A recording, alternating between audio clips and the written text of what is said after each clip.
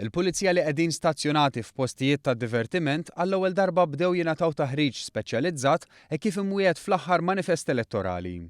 Għal dan il-Ministru għall-Internu s-Sigurtà Nazzjonali Carmelo Abela waqt konferenza tal-aħbarijiet li fiha ġiet imħabbra l-istrateġija għat 3 snin li ġejjin għall-Akkademja tal-Korpi Dixxiplinati. Fil-fatt illum inbeda kors għall-pulizija, fil-fatt huma 22 pulizija li qed jieħdu sehem dan il-kors li huma ġejjin mid-distretti, speċjalment fejn għandek distretti li għandhom